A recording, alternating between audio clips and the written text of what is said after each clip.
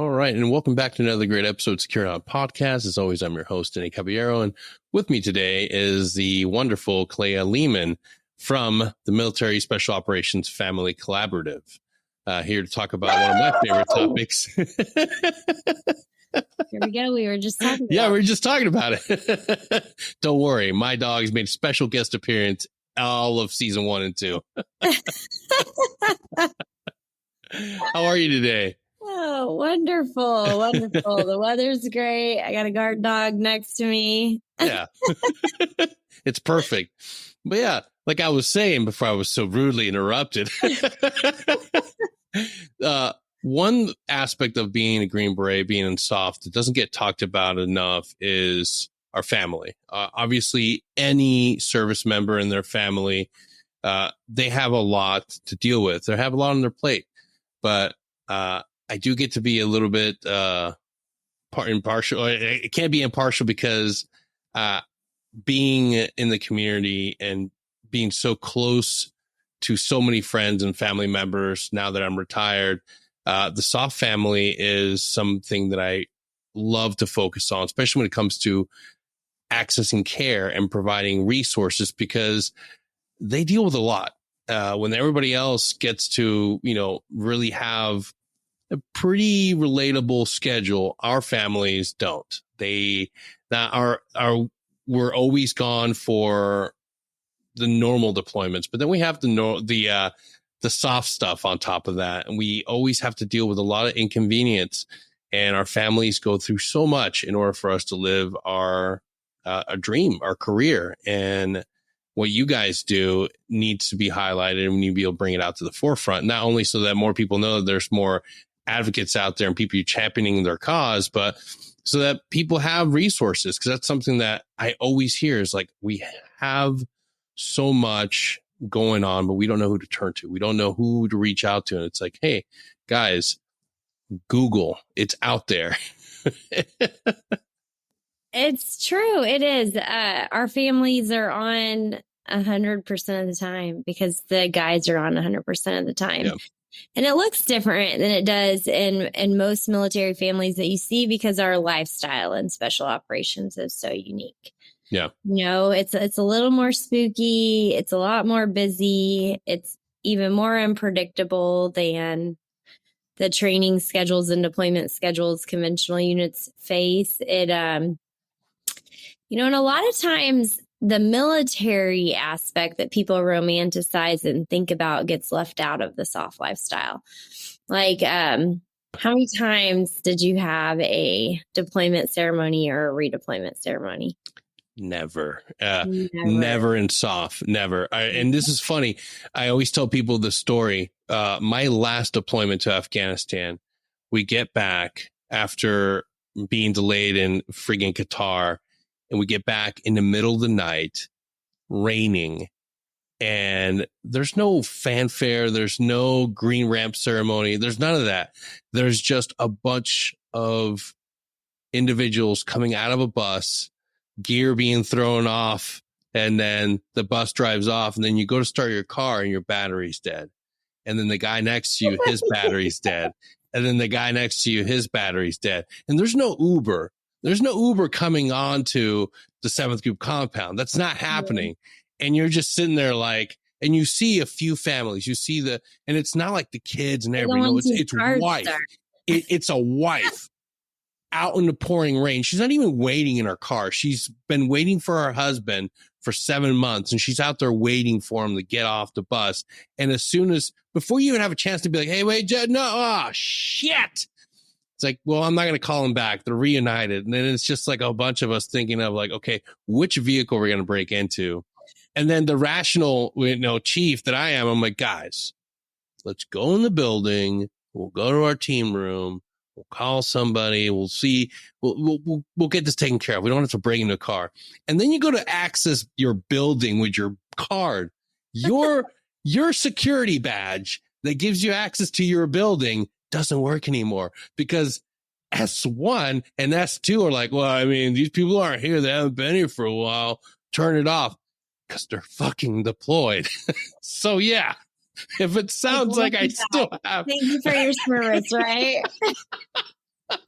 And then like the next day when you show up, it's like, it's get back into the planning cycle, dude. Get back into, there's no like high five. Oh, you're back. You survived. You made it. No, dude, you're friggin' 2 weeks behind the curve. You got a deployment to Guatemala, bro.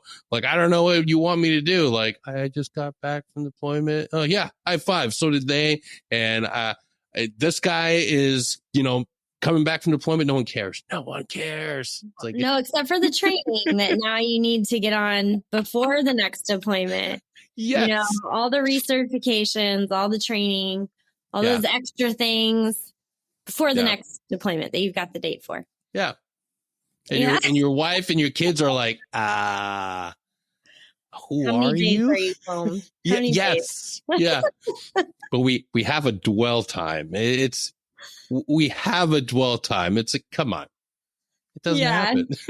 No, it doesn't happen. It's not real. It's not real. It's the lifestyle. You figure out how to fit it in around the coming and going. And I mean, how many times, like spontaneous work lunch where you just drop everything because you're home and you don't have a meeting during that time. So like, let's make a magical meetup in the middle of the day. Like, absolutely. My favorite were always we're going to do a plan in. We're going to take 3 days out of your life with your family, and we're going to go off site, and we're all going to stay together, and we're going to plan either a new culture identity or something. And it's like, look, I love you guys. Like, we've gone through so much together, but is there any way we can do this virtual so I can just see my kid play golf or like be around my wife? Like, come on, like there's gotta be a way we can do this, but it never happens. It's such a crazy lifestyle and people don't get it. Like they see the Navy SEALs on CBS and they think, in, out, like 5 minutes, they'll be back. It's like, no, it's not. I think, and it's one of those things like people hear the conventional military talk about, and that they're always training. They've got these long training things or these long deployments. And so when you hear about it in special operations, you think, well, it's got to be similar, or it can't be that much different. But it is. It is night and day different. The lifestyle, what it takes to like stay together, to thrive, to still like each other at the end of a career. Yeah. It's not even like each other. It's like know who you are at the end of a career. Absolutely. To have the same family at the end of a career. I made it through 6 years of conventional with 82nd. And that was, it was busy, but man. But you had deployment ceremonies in the 82nd. Oh yeah. Yeah. It was one of those things where even the 15-month deployments, even the year-long deployments, like when I compare my time there to being in SOF, being in 7th Group, everything was just like, I literally blinked and now I'm 38 years old with the body of a 70-year-old. And like, I ended up having to go through so many different treatments and so many different things. And it's like, wow, like it goes by so fast. And like, you think it's like, wow, like how did I manage to do this? And I didn't have any kids. Like I just had to worry about, I had one wife that didn't work out. And then luckily I was able to get married again. And that one did work out, but it only worked out because I prioritized my family and finally like realized like, wow, something has to give. Did you get married when you were still active the second time? Yeah. And what'd you do different the second time? I realized that when you're older and you're broken, you can't just fuck up anymore. You have to do some things right. No woman's like, oh man, look at that sexy broken dude with a fused neck. Like that'll get you like a relationship for like 2, maybe 3 months, but real romance, real soulmate type of love, that only comes with you being able to say like, oh, I'm fucked up. I got to start working. And luckily I was able to identify some things, but my great rebirth and identifying like who I am and finding my true identity and like realizing like I'm going to lose this amazing human being if I don't unfuck myself. And all she wants me to do is put my health first. Like that's all you really have to do.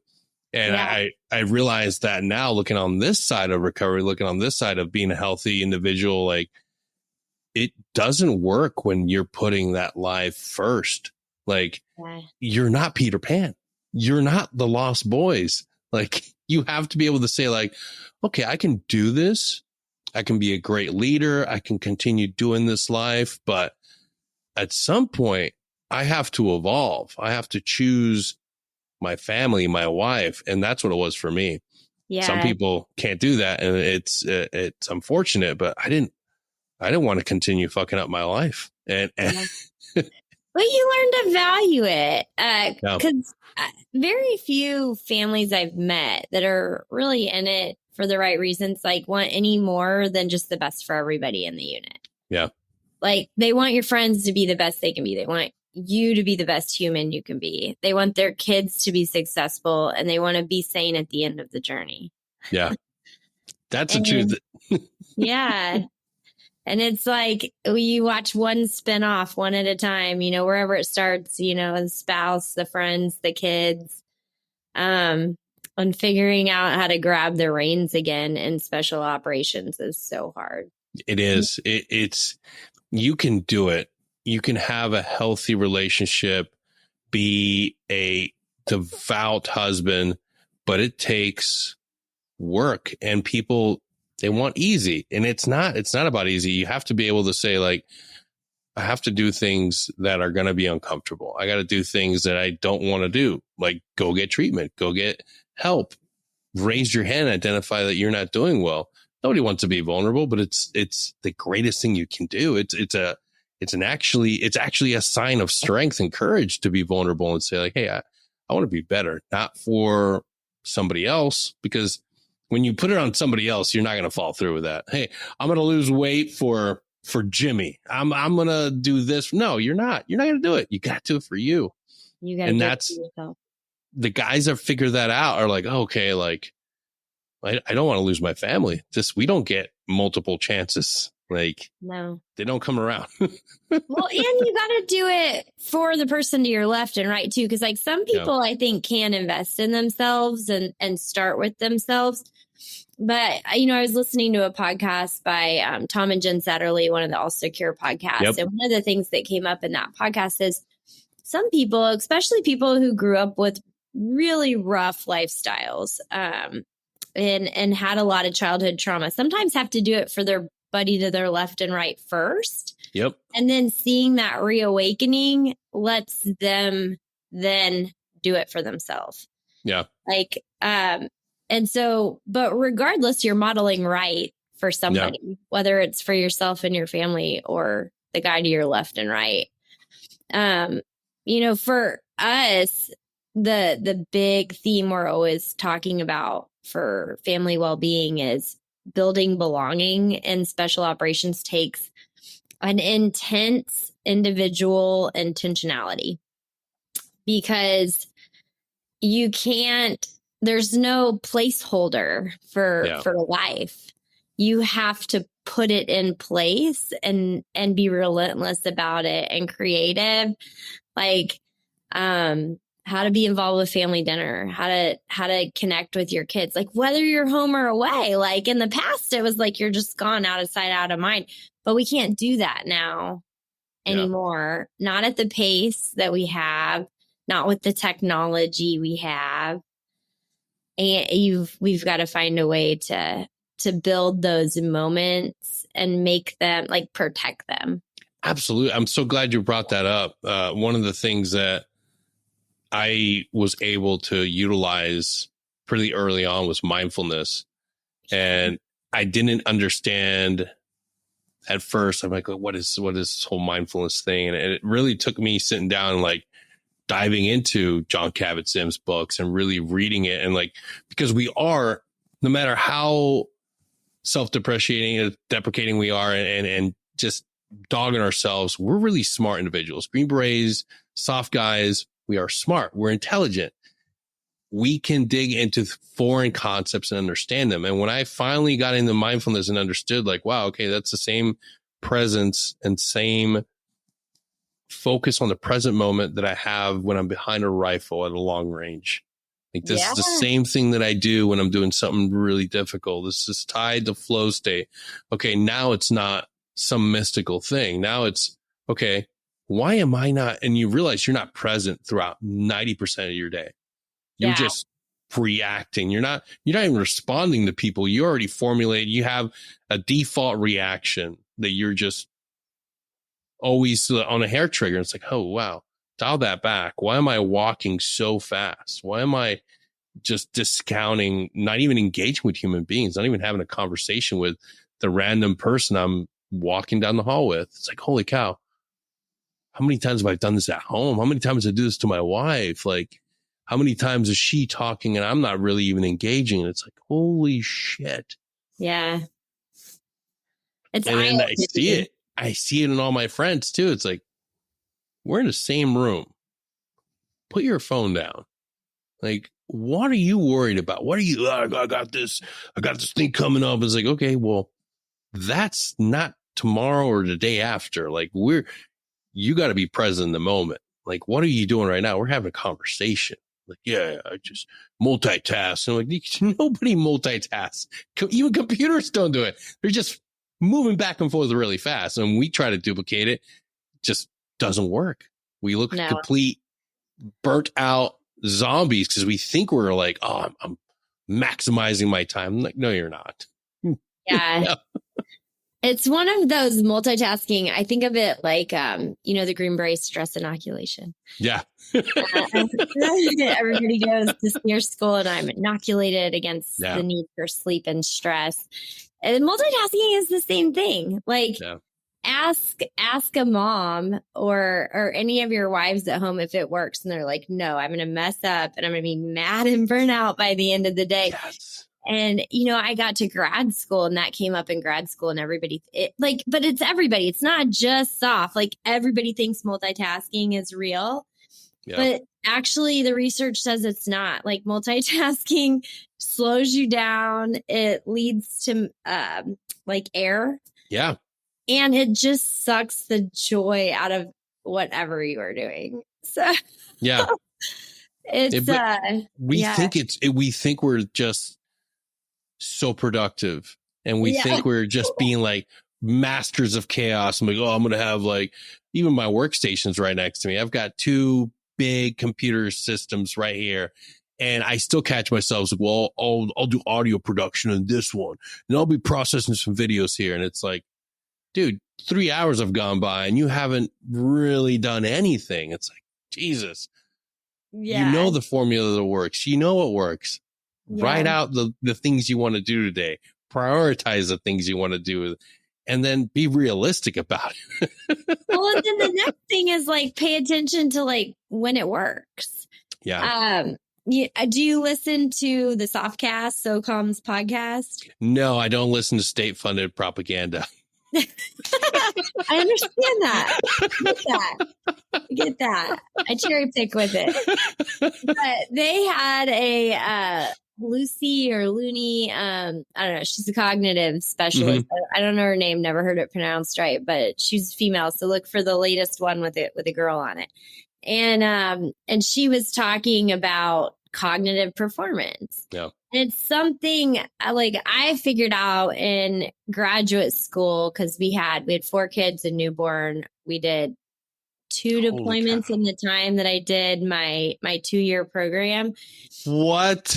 Yeah. So it was like, I started out with the same habits I used in undergrad, which is like, just never sleep, write all your papers in the middle of the night. New vigil and lots and lots of caffeine. Right. And I would pull that all-nighter and then wake up before the class. And this is not coherent. Like, I used to be able to write papers that made sense in the middle of the night. Could not do it. Yeah. And I was just not fun after 3 p.m. And so I was like, I got to do something different. And so I decided to flip it. And I started getting up at like 3:30 or 4 in the morning. I'd get the kids to bed, be in bed by 8:30 or 9 and get up at 3:30 or 4. I could rock out like 3 days worth of work that required like actual thinking between 3 and 7:30 in the morning. I could outdo all my peers, like reading, writing papers, coming up with great ideas. And I was like, oh, there's something to this. And and so it's sort of an idea I've pushed out. And a lot of CEOs will say it. They're like, the best hours are like 4 to 6 in the morning and I think that's what it is. Well, she was saying the most optimal time for your brain to function is like 9 to 1, I think is what she said. I think she said 900 hours, 1,300 hours. And I was like, I get that. I kind of jive with that. So she's like, you should be prioritizing your whole day that requires like thought load. Yeah. Around that time frame. And I'm like, that's real. Cause I've experienced that. Only I burn out before 1,300. I need to start about 500 hours and be done by 10:30. Everybody thinks that when you retire, you're like, you never have to wake up early. And it's like bullshit. No, figure out what is your best like timeline for operation. I wake up earlier now that I'm retired than I ever did. Because the same thing, I wake up at 4 and that's my thing. Like get up and except for right now, I'm dealing with insomnia like a mother. It's like the worst thing ever, but I'm going through a lot right now. So I got to give myself some grace. But normally 4 a.m. you're up. I'm able to take care of the dogs, take care of my morning workout, and then it's off to my office. And I like to structure my day. I like to structure my day. So it's like, I'm doing this, this, and this, and then meditation, and then second workout, and then have all this stuff done, and then move on to like the maintenance tasks, doing the housework, doing the stuff like that. Take care of all the production stuff, post stuff, get everything done. And then it's like, okay, now I can cherry pick the little things. I can do the dishes, I can do the laundry, but all the absolute important things are done. And like when it's not like that, then it's like, oh fuck. All right. Now I'm starting at a deficit. Now I'm like, okay, now I got to prioritize this and cut this out. It's like, hell no, wake up early, enjoy the morning. Cause there's nobody out there. It's cooler. The dogs are nice and like chill. It's perfect. What's your morning routine? Like, do you just like wake up, stumble to the coffee pot? Are you not a coffee guy? No, I've heard of people like this and I don't understand them. I like need a whole pot. I need coffee. And here's the beautiful thing. My wife's still in. So the first thing that we do is we drink our coffee together. Like that's just the greatest thing. Everybody thinks we have a lot of great content out there from so many individuals, but there's this idea that the first thing you got to do in the morning has to be like some ridiculous 15-hour workout, or you have to be like yelling at somebody and as soon as you wake up, throw on your headphones, listen to friggin' Goggins tell you that you're a piece of shit because you're not lifting boats and you're not out in the surf. Like that's not true.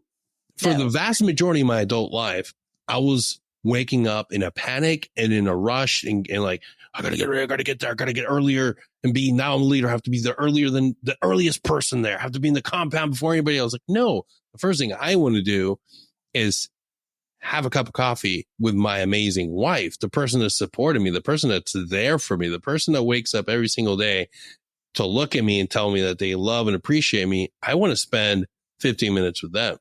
Like, and that's a great way to wake up.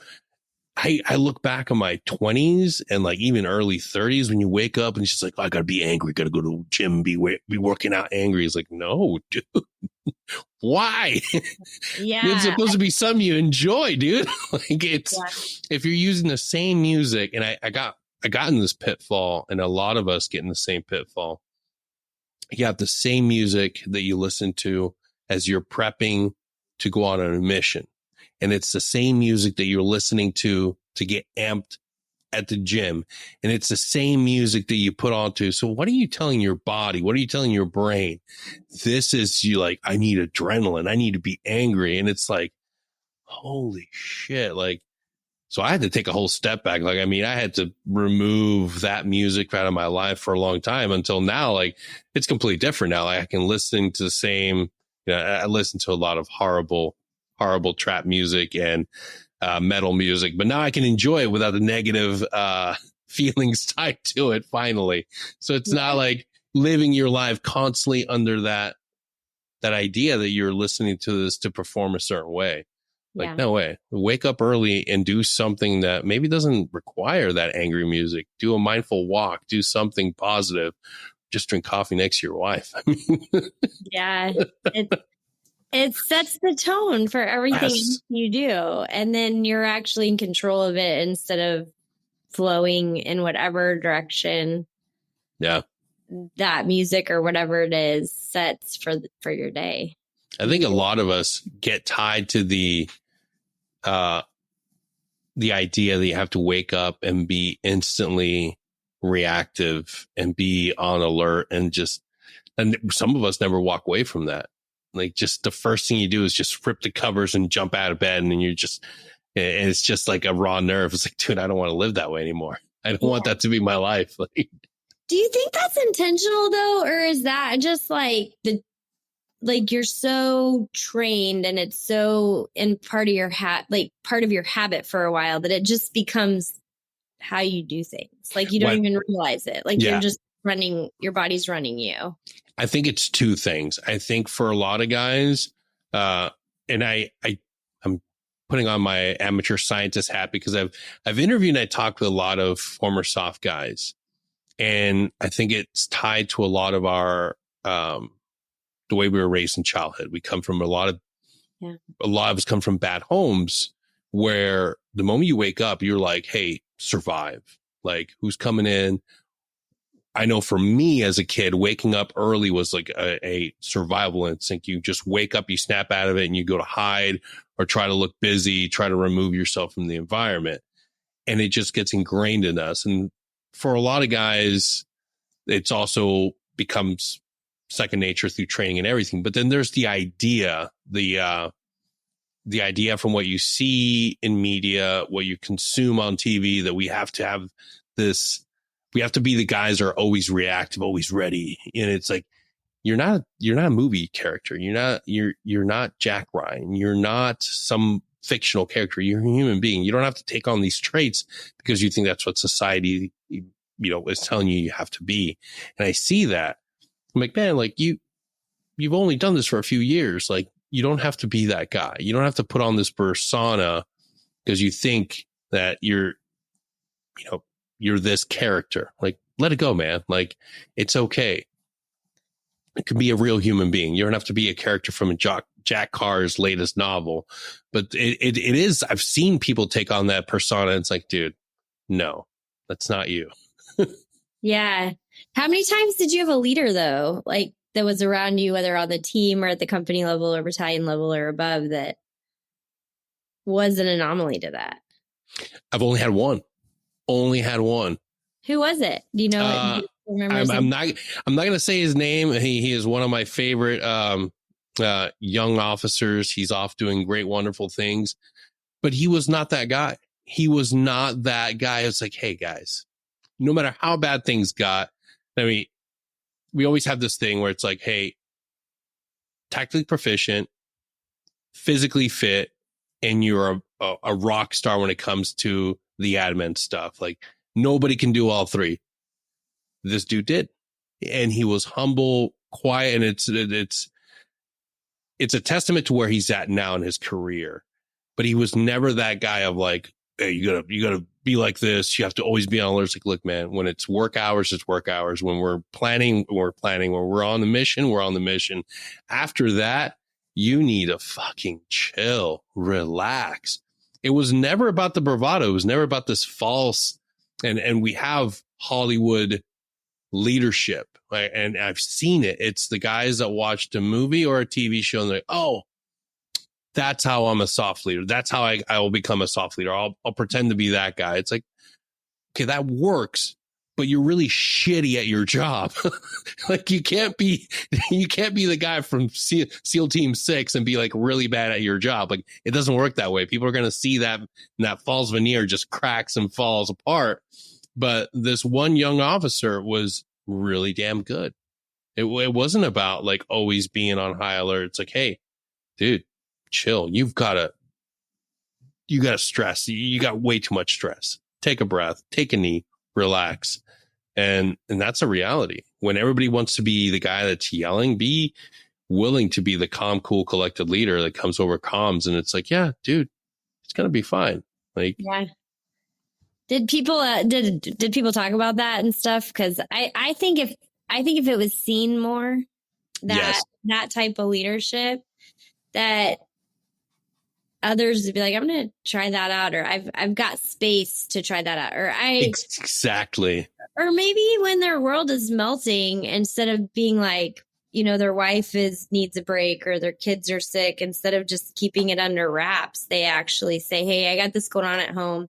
I know what we're doing isn't that important. Can we recognize that and have a little space at home? Because a lot of times it's not like dramatic behavior change. It's just deciding that you're human too. Yes. And I don't think enough leaders pause, of any rank, like warrant, enlisted, officer, pause, look around and say, hey, dude, we all know that how you're doing at home matters. Your morale matters. It impacts performance. It impacts everything about the readiness of our unit. So what's going on? Like, I know it used to happen a little bit more like 15, 20 years ago, a lot more like team bonfires, family get-togethers. And that seems to have washed out of every formation across the enterprise. I think it's coming back, because before I left, I was arguably in one of the worst spots you can be, and that's down in the dungeon. That's to anybody that's ever served. And it just by the fact that I'm calling it the dungeon, operations, S3. It's where dreams go to die. And I remember, and it's a hard thing as a leader to say, hey, you know what? Like, I can't do this anymore. I need help. I need to go get help. So like raising my hand, going to treatment centers, going to inpatient, then going to intensive outpatient, and then realizing like, no, like physically, mentally, spiritually, I'm broken. Like, I need to put myself first. Like, I'm stepping down. And it's like, what do you do with somebody? Well, they still need to have a job. They need to be able to provide for the organization. It's like, hey, S3. And you go there and it's like you got your day bag and you walk in and it's just a dungeon. It's dark. There's no windows in this place. Everybody just looks demoralized and beaten down.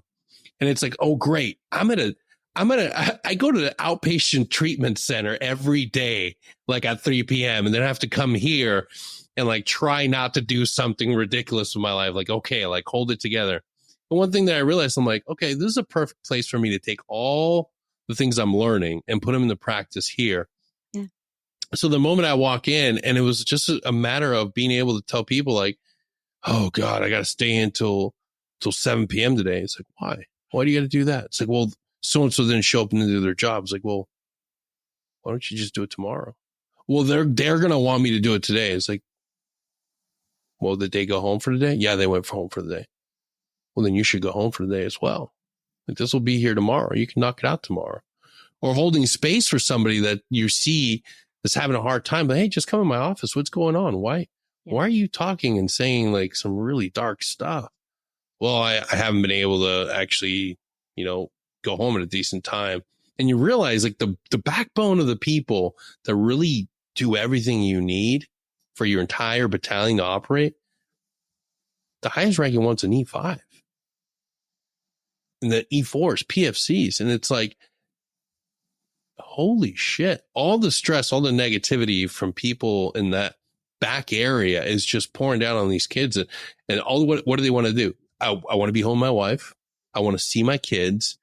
I want to have a reasonable release. But everybody else that's in charge is just doing nothing but complaining, being angry, and coming up with reasons why they can't go home. Well, just because you don't want to go home doesn't mean that Jimmy and Bob over there don't want to go home. Like, it was such a wonderful experience now that I look back at it, because I look at it and I see like, holy cow, like as toxic and as bad as other areas where nothing's worse than when you go to a place where people don't want to be there. And then you realize like, okay, like, no, I want to be here. Like, this is, I'm doing my path. I'm going to my medical appointments. Like, this is going to be the end of my career. I'm going to make it my time to help others and do what I can. And it was wonderful to be able to walk away and say like, hey, Chief, like, you're not staying till 5? No, I'm not. Like, if you go to my office, there's a list of things that I needed to do and they're done. And now I'm leaving and I would like for you to leave too. Let's go. But there's this idea of like, no, we got to stay here. When's the last team going to be done for the day? Well, we can't go home to the team. It's like, no, let me tell you, whatever is going on right now, it is not an emergency. None of this needs to be happening right now. But we tell ourselves that it is an emergency. It has to be done today. It has to be done right now. It's like, dude, no. Yeah. No. It's like a competition for productivity, or like who's always ready to prove they're ready for the next big thing. And so they can stand out in a unit of superstars that most of them are ready for the next big thing every day. But you can only do that for so long. Like, you can only really keep that up for, like maybe 2 to 5 years, and you're pretty burnt at the end of 5, but not 20 or more. And that's what we need. Yeah. That's what we need. We need our superstars, and we need them to leave service superstars. So people are like, dang, the coolest guy I've ever met in my life served 20 years in special forces, and he's still the coolest person today. So I want to be special forces.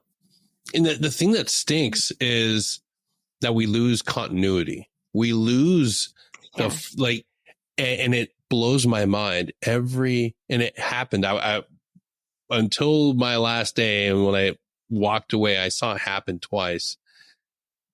Leadership changes out.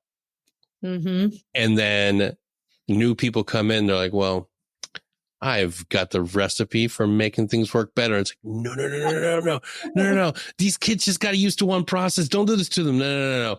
We're changing the whole thing. And it's like, oh my God, you can't reinvent the wheel. You're throwing everything out. And it's what we lack are people willing to say like, hey, I don't need to have a legacy.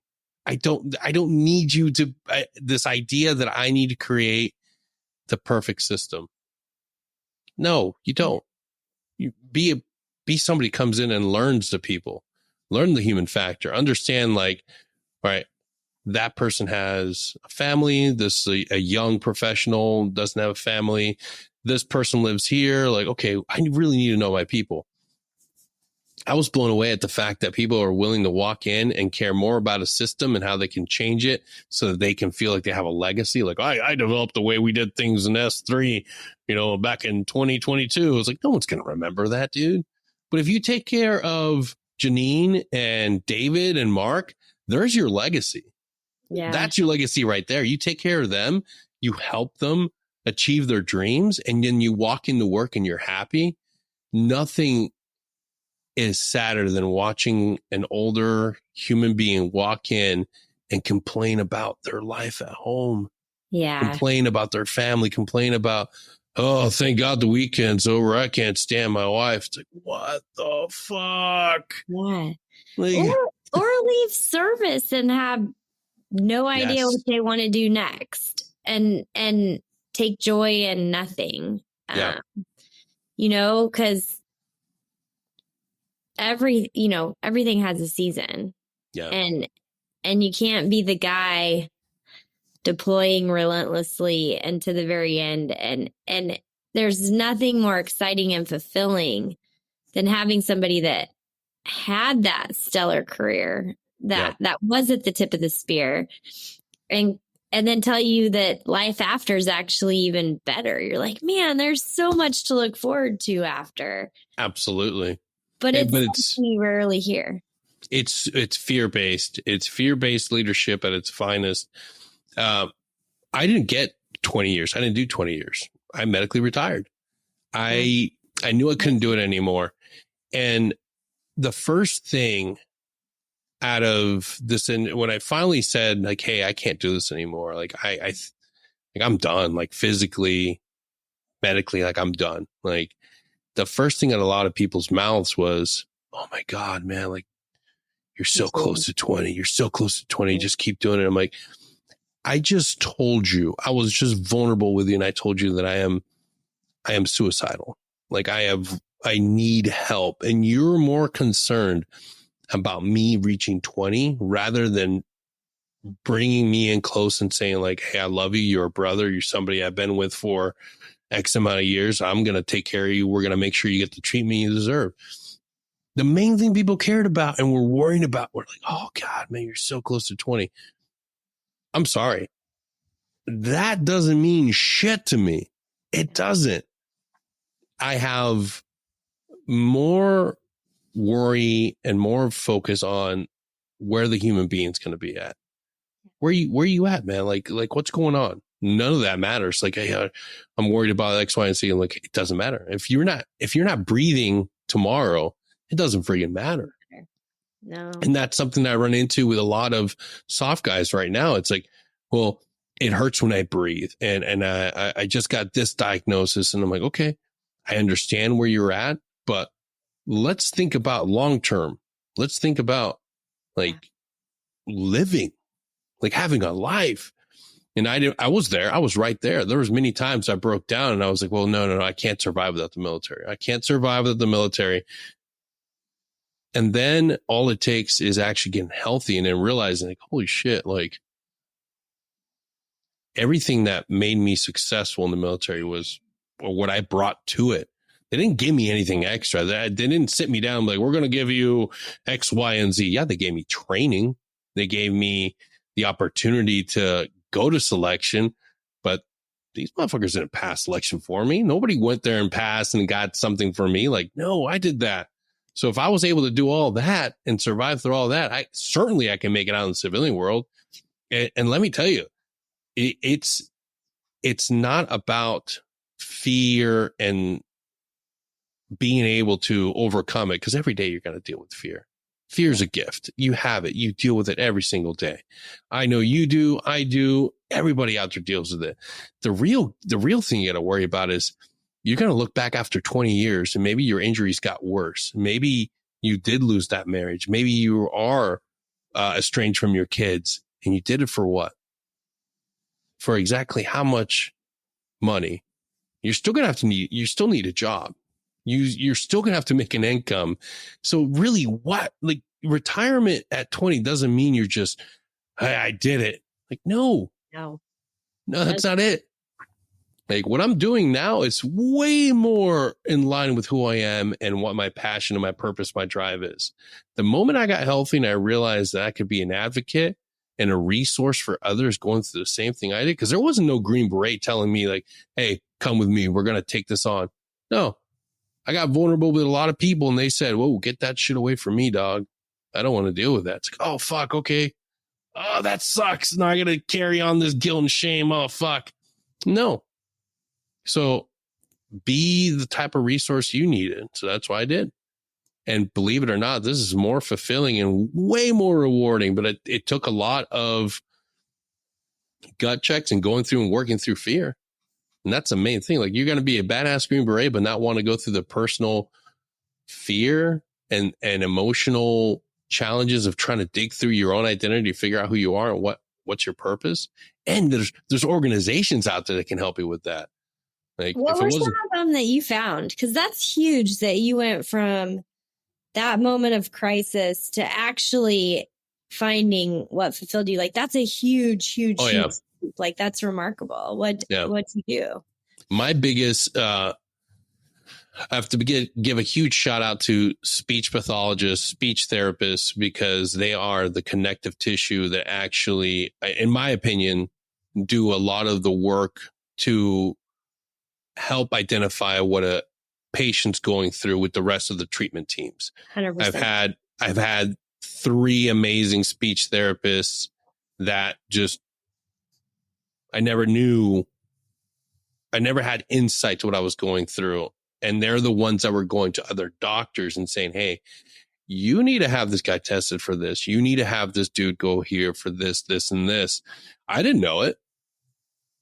I didn't know what I was going through. I didn't know the issues I was fighting with because we just learned to accept life. Oh, my left eye doesn't focus. That's fine. Like, whatever. You're not even aware that that's a thing. Like, you're not aware that's a function you don't have. Yeah. You're not aware you're struggling with it.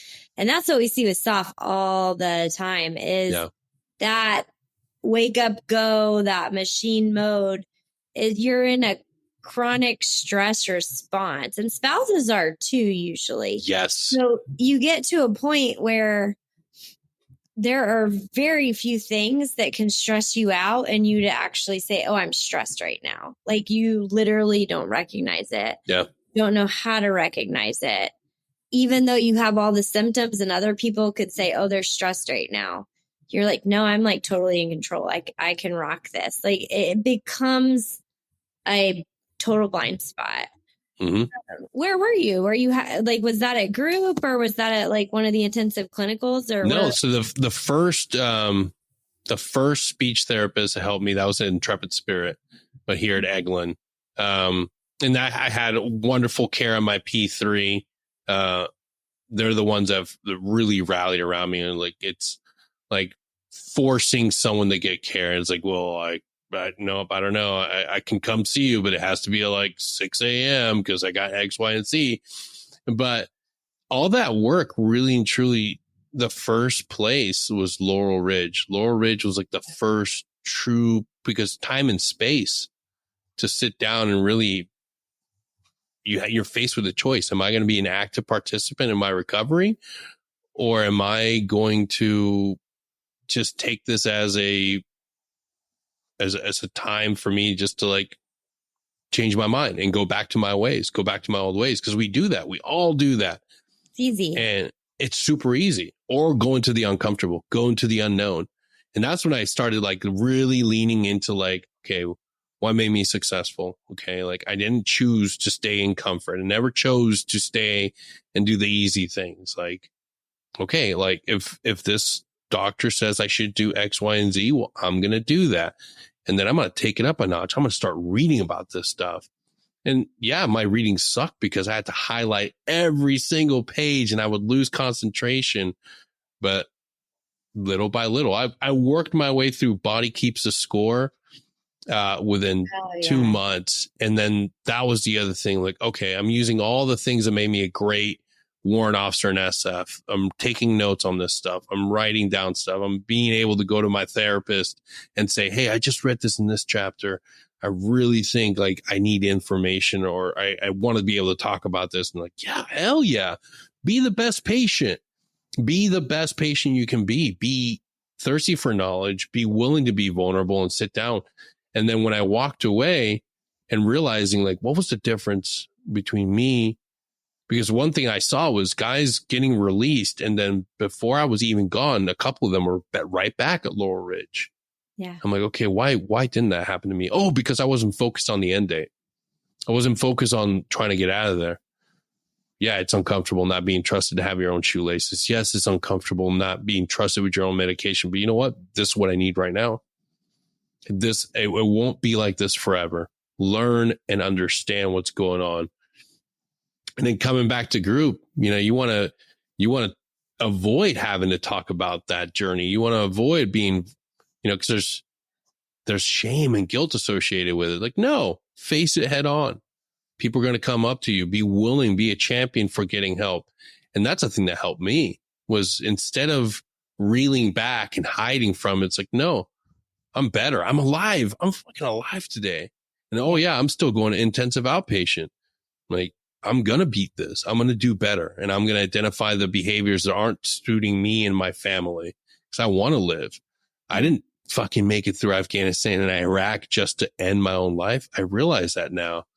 It's like, oh, wow, like there's some greater capacity for me to help and heal others. Like, this is something. And then I started identifying those things that I was passionate about. I love writing. I love being able to reach out to people. Like, I like this whole idea of like being able to have like your your journey put out there. But how do I do that? Oh, a podcast. I could do that. Maybe I could do that. And then part of you is like, well, no, you're going to have a degree to do that. Turns out you don't have to degree. But then like any other Green Beret, you take things to the max and you're like, well, I have to have a certification. So I'll go to Berkeley. I'll get this certification and I'll get this. And then you realize you sit down and you're like, oh, wait, maybe I just need to do it. Just do it. Just go out there and do it. Just make bad content, make bad episodes, go out there, put yourself, be vulnerable. And that's what I did. And then all of it was in the encompassing theme is I want to help others. I want to help connect the service member to that healthcare professional that can help them. It's like, oh shit, I can do that. Well, now I don't need anybody's permission to do this. I'll start my own website. I'll start my own peer-to-peer support group. What do I need to do for that? Oh, I can get a Florida certification. Done. I'll do that.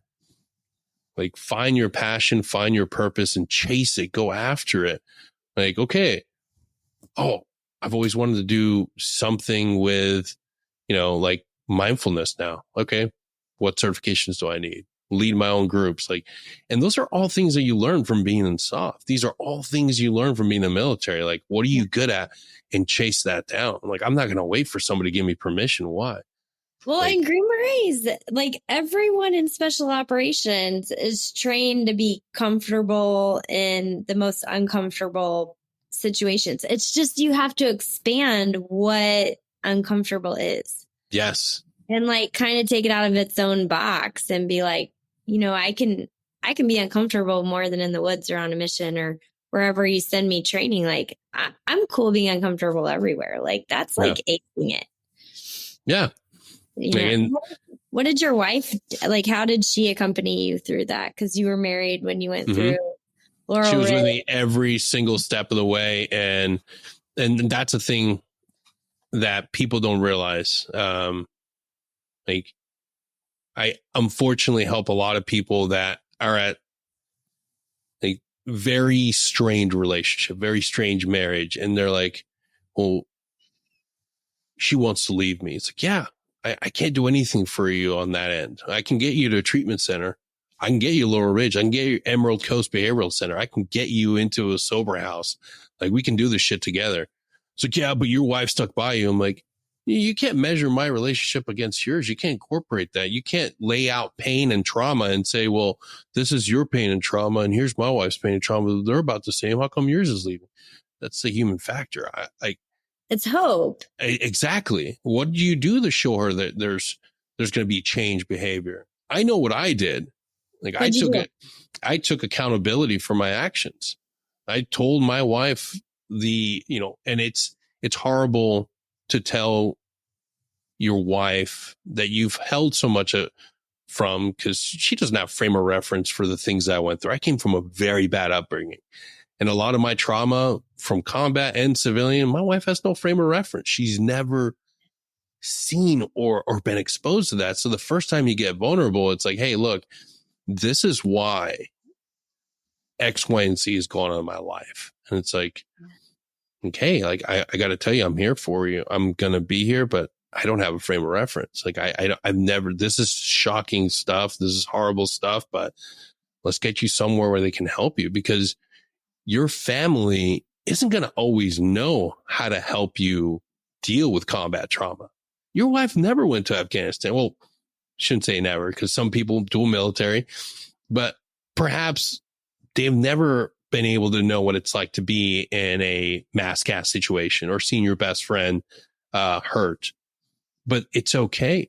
There are individuals out there that can help you, and you shouldn't hold it against them for not being able to walk that path with you. They're going to be there for you. Now, if you've done things that have put their safety in jeopardy, have put your kids in jeopardy, you have to understand you've crossed the line. It doesn't mean love can't come back, but you have to respect boundaries and be able to respect your wife's wishes and be able to say to yourself, like, hey, I forgive myself and I give myself grace for the things I've done, because I was addicted to alcohol, I was addicted to prescription, whatever your thing was, whatever battles you were going through. You have to forgive yourself and give yourself grace, but you also have to be able to hold yourself accountable and get help and be able to say, like, I have an addiction. That's something that we don't talk about in SOF. We don't talk about the drug addiction. We don't talk about alcohol addiction because it's a little uncomfortable. It's the only mechanism we're constantly given to relax. Yeah, drink some beers with the boys. Maybe that shouldn't be the thing that we promote. Maybe that should be something that we actively seek out. It's so easy for us to talk about having a beer after range day, but why not just do a mindfulness exercise after range day? Hey, let's go do yoga. Hey, let's go do a group stretching exercise, whatever it is. Alcohol doesn't have to be tied. It's not tied to my life anymore. And I wasn't an alcoholic. I didn't have a problem, but I did know that when I drank, I got emotional, and it was the only way that I felt that I could access those emotions, because I was incredibly ignorant of emotions until I found Brene Brown. Shout out to the master. But Alice of the Heart and an emotions wheel, like understanding that there's more than just being angry, feeling hate and depression. Like, people understand those things. Like, every adult, every Green Beret should be able to say that, yeah, I'm an emotional, intelligent human being.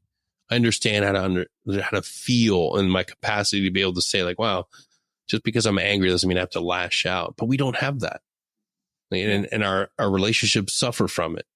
And when I was going through my worst, luckily I had a previous marriage. I was able to say, like, I did all this shit before. So how about I don't do that this time? How about I bypass all that pain, all that trauma, and save myself the injury and the pain of having to walk away, and have somebody walk away from me and say, like, hey, this is why I act certain ways, and I don't want to do this anymore. I want to get help. And that's really honestly what saved my marriage, what honestly kept my wife there, because love can only take you so far. You can love someone so deeply, but if they're hell bent on destroying themselves, you will have to walk away. Like, that's just, and there's plenty of people that do that. Like, hey, that person's loved my life. I love them so dearly, but they chose to destroy themselves, so I had to leave. Because you can't watch somebody do that. Well, and love is more than just a feeling. Like, like there's a lot more to it than that. Like, it's, it's almost like teenage understanding of love is it's like, I just make you feel special all the time. Yeah. It's actually getting past that. Yes. And like interpreting it as doing the dishes, or because it takes a load off your back, not because you couldn't pay somebody else to do the dishes, but it's like, hey, I wanted to give you an extra 10 minutes today. So I did that, because I know you're always, 50 minutes shy. I mean, there's 100 ways, that comes out, like washing a car, maybe just going on a walk. Or, love languages. Yeah. Love languages. Some people just need a hug. We've heard of spouses who were suicidal or, broken, and all they needed was like somebody to hug them, because then we probably don't think about that a lot. And SOF, and this is the thing that'll blow your mind, how hard it is for us to verbally say what it is that we need. Yeah. Spouses too, because you mimic whether you like what you see or not, you actually to some degree mimic it. Yeah. And the hardest thing that I ever did, and it was a very traumatic situation. I had just got done with seeing my therapist at the time. She gave me this homework assignment. She said, hey, don't look at this homework assignment till you get home. And I was like, whatever. And it's that hubris, that moment of like, because she saw it. She's like, oh, I'm feeling great. I'm over this. I'm way over this. I'm done. I'm ready to be completely done with intensive outpatient. And she's like, yeah, sure you are. Because we all know it's recovery and treatment is not something you overcome. It's an ongoing process. It's life. It's just life.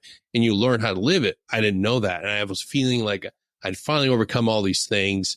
And what she wrote in that little homework assignment when I took it out of the envelope was something that was very triggering. Like, how would you feel? And I don't want to go into details. It was a really, really dark thing that happened to me as a kid. And I read it, and it put me in a headspace where I was just like, man, I thought I was over this. And my wife's trying to like comfort me, and she doesn't know my love language at the time because I've never told her. I never actually said it. So she's trying to give me all the things that she would like, words of affirmation. And I'm just in there quiet.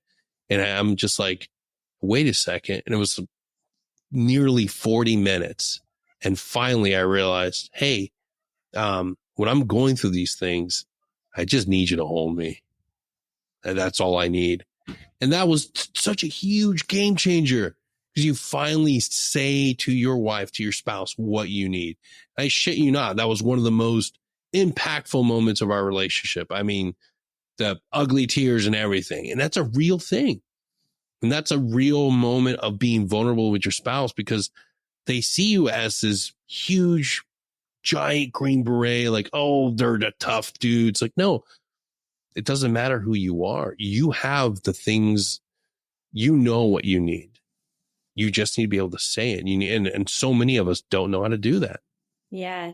Well, and I think it can be hard to actually hone in on it sometimes, but then admit what it actually is. And then not just admit it to yourself, but then the next thing is tell other people around you, because that takes a whole nother level of vulnerability. Like, becoming aware of a need or what you want or a dream, all of that takes a lot of effort in itself. You have to be mindful to do it. You have to sit long enough to do it and connect thoughts and experiences and process what they mean. But then to get comfortable with whatever that conclusion is, whatever that need is. And then the next thing, to actually communicate it. Yeah. And, we one of the courses we teach is on difficult conversations. And for special operations, a lot of family conversations are difficult conversations because we lack the moments of like living life together. So you can't sense make together, and you can't just connect the dots. You have to do it for each other. So they become intense conversations and tiring conversations, or conversations that take a lot of time just because you weren't there for the story. Yeah. And there's a tendency to bench those because that takes energy, that takes time. But then it's a lot, right? Because that's how you know people over time. Yeah. And so we actually teach a course on like, how do you take the baby steps, at dinner time or through email, or maybe it's an app or whatever your preference is, because everybody's a little bit different, to bring the time of those hard conversations and those learning moments together closer. Because a lot of times we find one of our favorite stats is, and this came from a nurse in Germany, in their hospital over there. They said, SOF, every operator takes about 13 years and 3 months to seek care for physical or invisible wounds. But what we know on the family side is families have usually seen the need and started digging for information like 7 to 10 years ahead of the service member. Yep. And it takes that much time to set the groundwork. And usually by the time the service member gets there, the family's just silently waiting in the background, waiting to see if they're actually going to engage in the resources.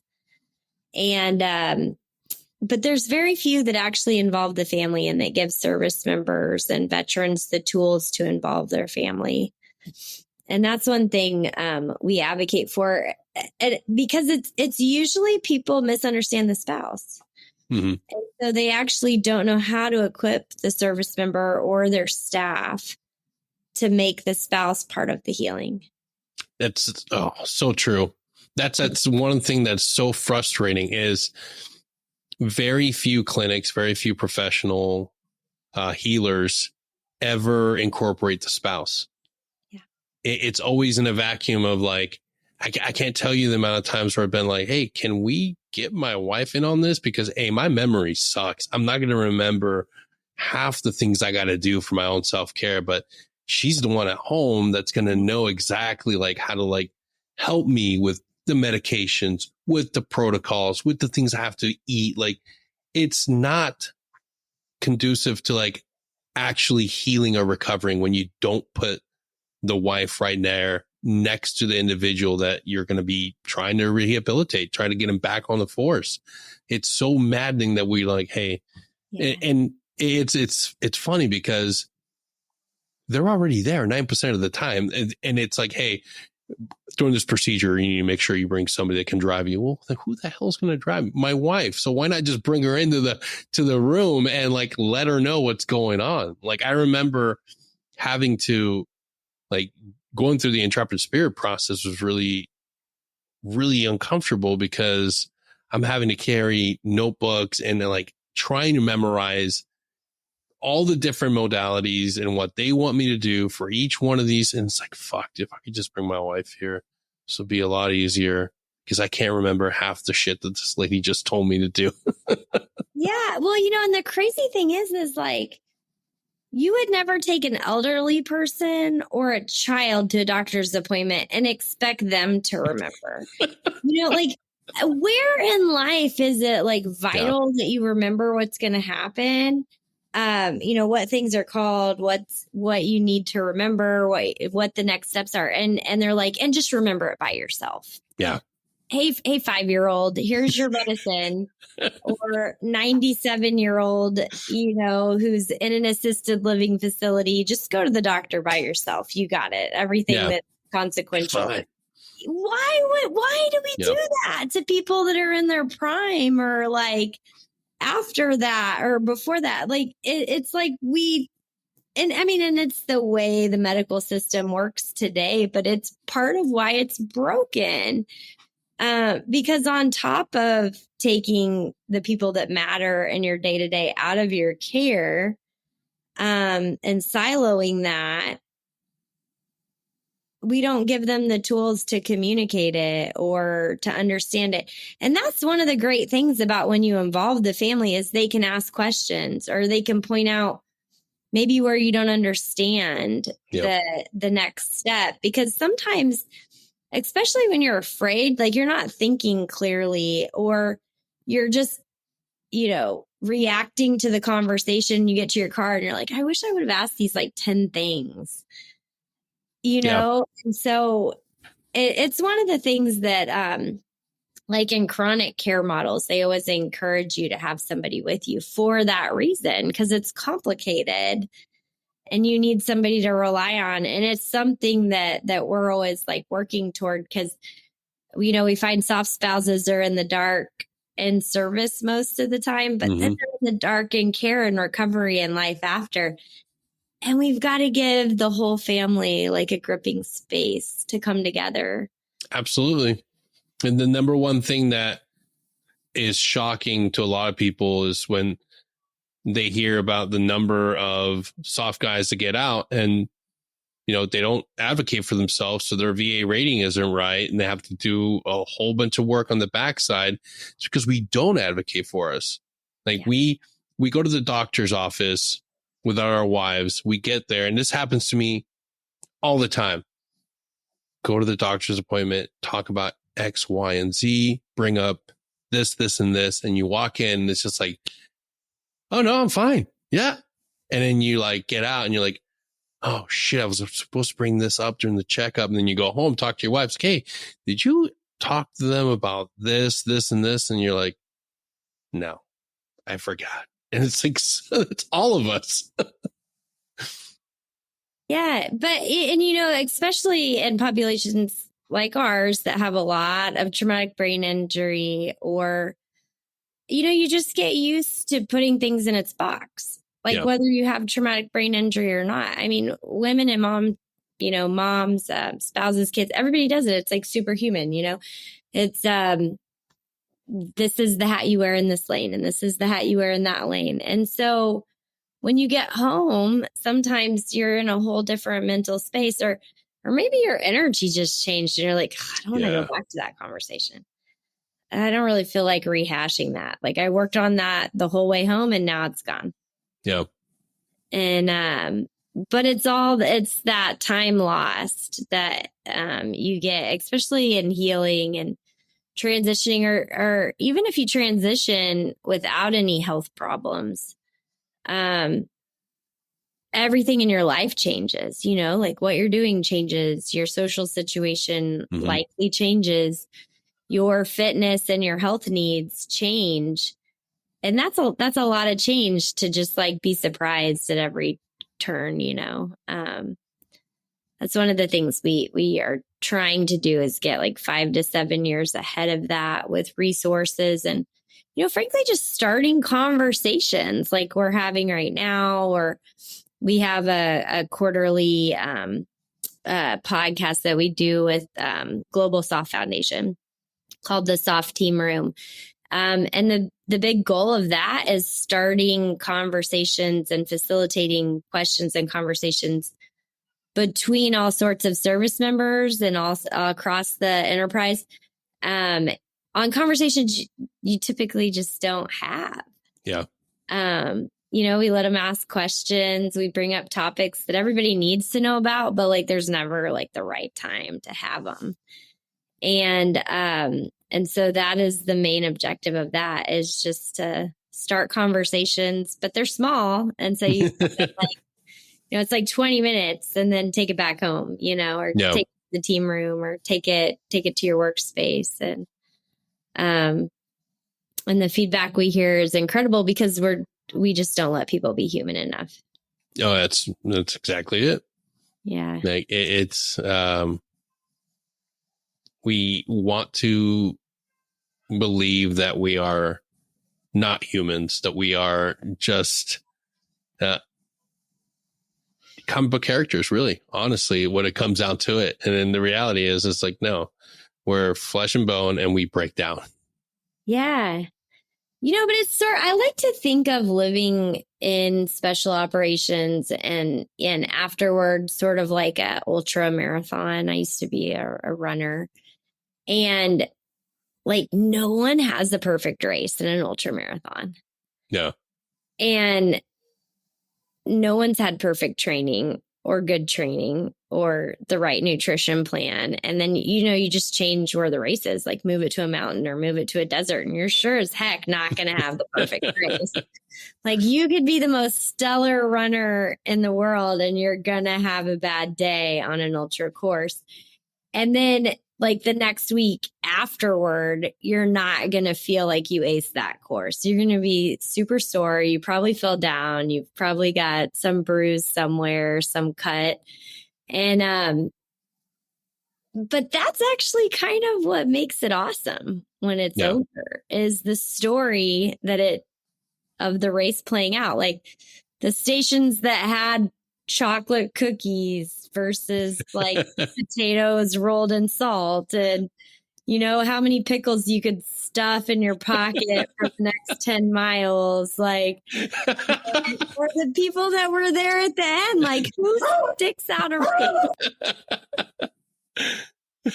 Who sticks out a race for like 36 hours? Only the people that really care about you. Yeah. And don't think you've lost your mind. Like, it's sort of the perfect analogy to special operations. It is.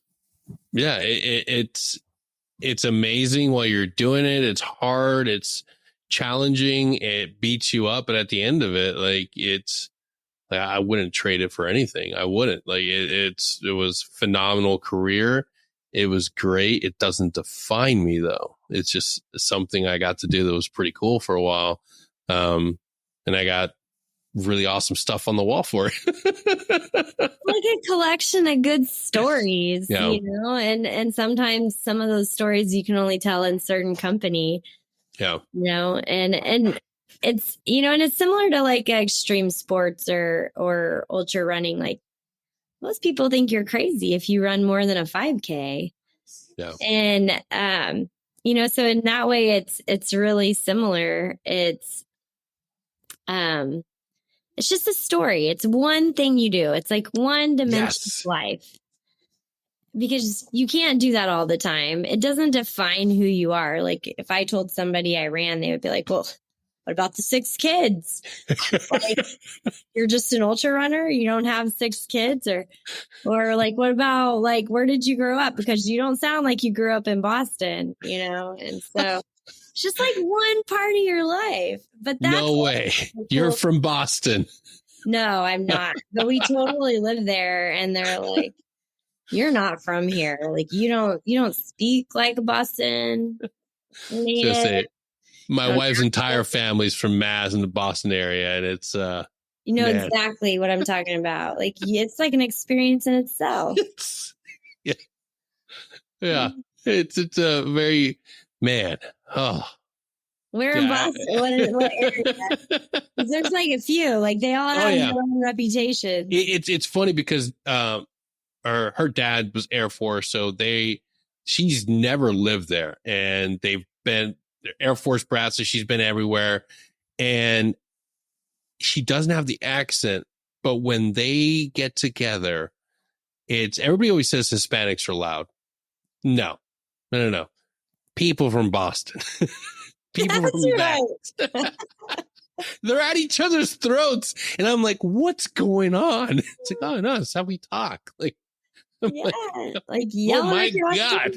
Sounds. Yeah. Oh. Yeah. Now that I've been a part of the family long enough, I do see the love. I do see it. But at first, I remember the first time I was like, whoa, do you guys hate each other? Is this like an argument going down? It's like, no, like this is how we talk. It's like, I love my family. I was like, okay. Yeah, it's so wild. Yeah, it's like, but that's how special ops is too. Like, yeah, you throw a bunch of people from 5th Special Forces or 3rd Special Forces or the SEAL community or something in a room together, and they're not the same as anyone else in any room at any place in the country. You get familiar with the instantly know and the characters, and you could be like, I can tell, like, you were Bravo, weren't you? Or you must have been the medic. You were the medic on the team. So, and it's like it's you get the characters and you can piece them together and you can start a story from anywhere because you know the people. The same as like when you go to Boston, you're like, you must have been from this corner of town. Like, you weren't from where my side. Like, there are just certain norms and behaviors, and you can interpret them when you really know that community. Yeah. So true. Yeah. But it's like, it's crazy. It is crazy though, because you start to think your work or your hobby or whatever, it's easy to think that that's you. Yes. But most of the time, it's everything else that you actually need people to know about and accept. Or maybe that's where you feel really special and seen is when people value you where you're not awesome. Yeah, it was so strange. Finally understanding that I didn't have an identity. Finally understanding like I was a blank slate, a blank canvas, and that was like a sad but really happy moment. I remember exactly when it happened and going through in my journey and realizing like, okay, everything I do, everything I collect, everything I buy, it's all work related. Even like what I thought were hobbies, or just everything was always tied to work. How can I use this at work? And it's like, man, like, what and who am I? It's like, oh, well, okay. Well, I'm obviously getting help. I'm obviously at a place that can help me. Well, now I get to figure it all out. Now I get to figure out what I love. Now I get to figure out what I like to do, and just starting to really discover and search out things. Like, I do photography. I write poetry. I read like nobody's business. I write nonstop. Like, these are all things. Grow orchids, bonsai trees. Like, no way. I love it. Tree or an orchid plant. I am like, you can't see it right now, but I am surrounded by orchids everywhere. The back wall. Wow, that's wall, hard. It is. It is. And people don't understand that it's hard, but at the same time, it's really an exercise in caring for something that you really, because once the orchid gets, the first bloom goes out, people throw them away. They're like, oh, whatever. Yeah. And it's Like a stick. it's exactly, it's a perfect analogy for a green beret. The first few years, you are a stud. You are performing. You're bright, blooming, wonderful. And everybody sees you as this perfect machine. Then maybe a couple deployments down the line, you're not as fast. You're maybe not the greatest guy on the team anymore. That's one bloom that falls off. That's one flower that falls off. But then you take a knee, and all the flowers are gone now. You take a knee, and then people from P3 start pouring, giving you water. People from the Intrepid Spirit start giving you the medications you need, start trying to diagnose what's going on. It's a little more water. Maybe they move you to a place where you can get a little better sunlight, or, hey, maybe you're the type of orchid that doesn't need a lot of bright sun. So they move you to the right place. And all you need is a little more love, a little more care, a little more attention, a little more devotion. And then that little stick that was just a green stick blooms again. All it needed were the right conditions. That's every Green Beret that's struggling with a mental health issue or a physical issue, or God forbid, an addiction. That's every single SOF member that's dealing with something that they can't fix. That's every veteran in America right now that's dealing with something that they're struggling with. They just need someone to pour into them. They just need someone to put them in the right place with the right conditions, and they'll bloom again. Yeah. And that's a reality, but people will just throw us away, and we get used to that idea, like, oh, I'm not perfect. I'm worthless. No. You're just human. Just human. You're just human. And we have the capacity to recover and overcome. We just need to be able to take a knee and get help. And there's so many different ways. There's so many avenues to get that care. All it takes is being vulnerable, being a willing and active participant in your own recovery. Because just like a SEER scenario, when you're isolated in that SEER environment, it doesn't matter how many planes they get overhead. It doesn't matter how many SEER specialists they get on the ground. It doesn't matter how many PJs they get on the ground to help you. If you're not actively trying to get yourself rescued, you are not going to get rescued. It's not going to happen. Have you written a poem about that? Like, that's beautiful that the Green Beret is. What I just wrote, what I just told you wasn't word for word, but that's what I said at my the Honor Foundation graduation. Because it's true.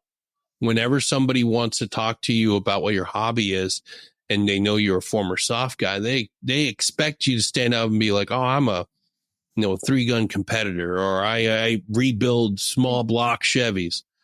I don't do any of that. I grow orchids. I do photography. Those paintings, those photos right behind me, those are like, there's a third one over there. There's a third shot, the first 3 shots I ever took that moved and brought something, like an emotional reaction. Like, I created that. I made that. I saw that for something that was beautiful. I took a picture. That means something to me. And yeah, I don't have a degree, but what the fuck does that matter? I did it. I can get it printed. I can get it put in a frame. I'm going to celebrate it. That's my thing.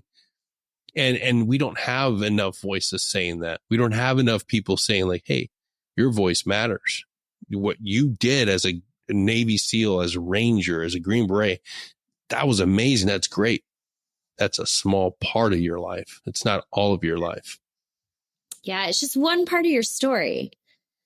But it's important to learn how to process it and tell it.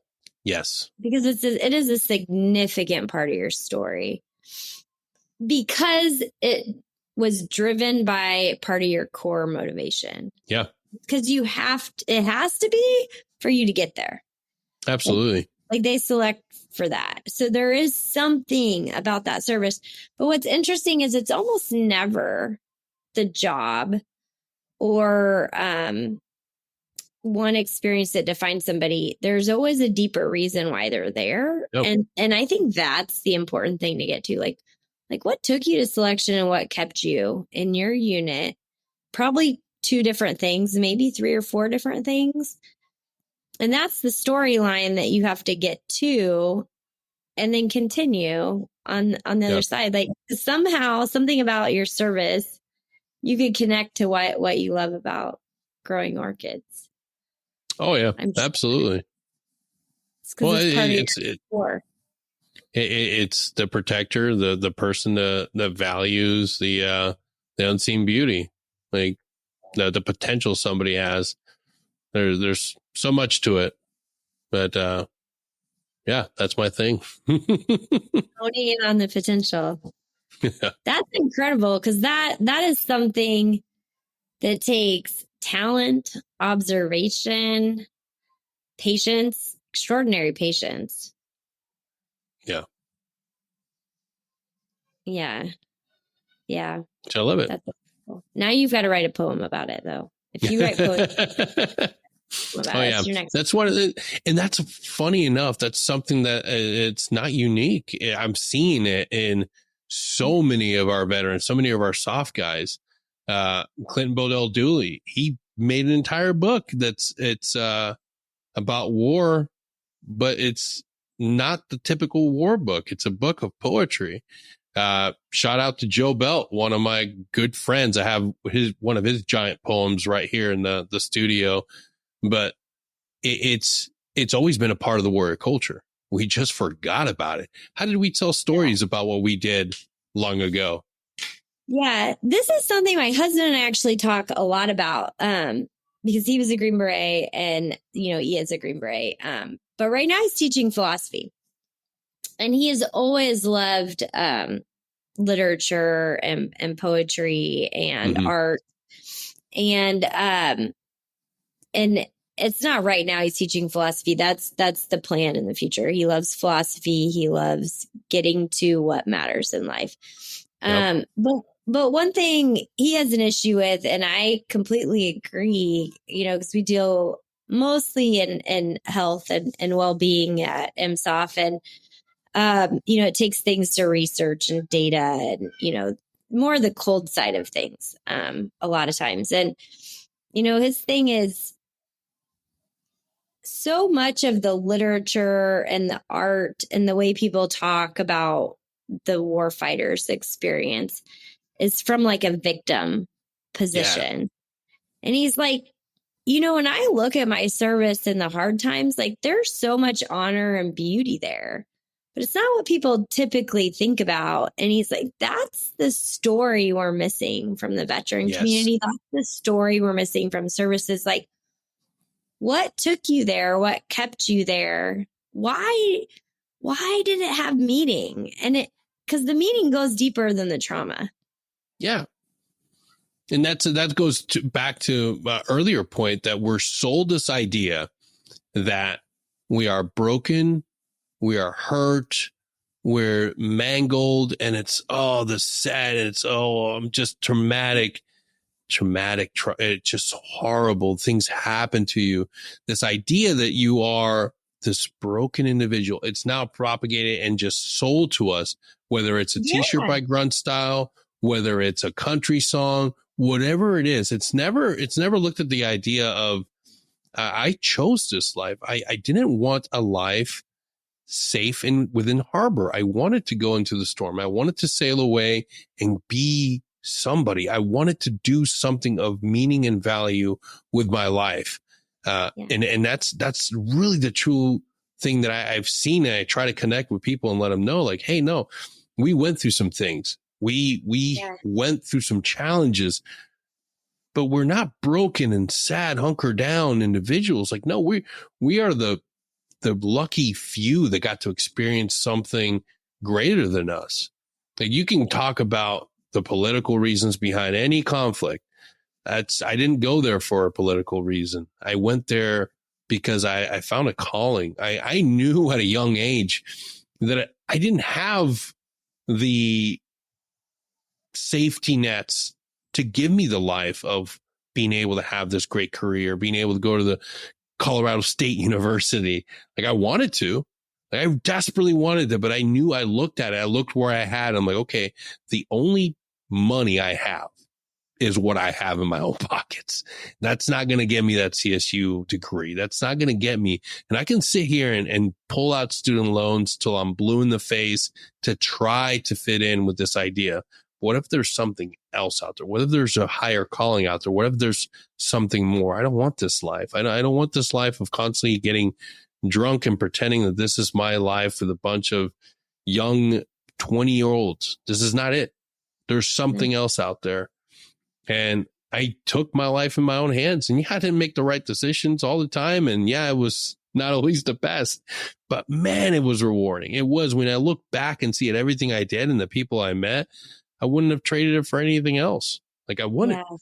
And I'm not a victim. I'm not somebody like, I suffered. I went through a lot of shit, but I overcame it, and I'm better for having gone through it. And you found what you love now. And I think that's the thing. It's like, you know, when we talk about service, and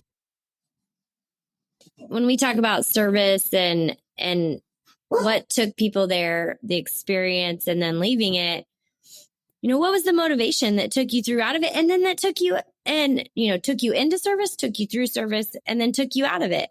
Because at some point, the story changes regardless of what you do. And it's letting that drive the story instead of someone telling you something is broken or injured. Because some people get broken or injured doing normal life stuff, riding in a car. Maybe they just, they get cancer as a child. And, and it changes the trajectory of their life, but it's owning your why that you're walking out. Yeah. And then being like, that was awesome what I did before. Let me tell you what I'm doing now, because it really rocks my world for these reasons. And I think it's getting comfortable with that, because it's natural. It's every single person, whether they're in special operations or they're a spouse, changes over time. Yeah. And, I'm different than I was 20 years ago. Even with my children, like I'm a different mom now than I was 15 years ago. I tell you, I don't buy hand sanitizing wipes anymore. There's a lot of things. How dare you? Now, and there's a story behind all of it. I'm a little free range, but I got a why, and I've been around the block long enough. Like, I'm cool to be like, all right, I respect that you're using those hand sanitizer wipes for the 5th time in the last 5 minutes. That's just not me, but I'm cool just smiling at you. You do you, boo-boo. You do you. I know why I don't do it anymore, and you don't necessarily need to hear the story, but I'm at peace with it. And I honestly don't think life past service is any different. You just have to get to the why you're past service. Yeah. And what you're about. And I don't know. I think it's one of the most fascinating areas to talk about, because I think it's where suicide prevention needs to go. I think it's where everything about success needs to go, because it's really where it all ends. Yes. It's just like we spend too much time not being okay with life changes. Grow with it. And I think it's that aspect of the story that's like so fascinating. Like, it's true. Once you get people the idea, and sorry. No, you're cool. Marley wants to be on the show. Hey, your dog is calmer than my child that's on the other side of this wall. One of the greatest things I figured out was, when dealing with people that are going through a transition and having that conversation, is helping them put together a plan of action that mirrors what we do in the military. And like, hey, look, course of action, bro. Let's write out your course of action. let's figure out what you want to do. What does the future look like? And once I have a clear understanding of like, oh, wow, like I have options. I have more than just one idea that I can go with. Like, wow, okay, I feel a little more comfortable. My little lifeboat feels a little more stable now. Like that's a reality of understanding that like you have so many different things that you can do and you have control. You're not out there floating in the ether, just letting things happen to you. Nope. You're in control of it. It's your story.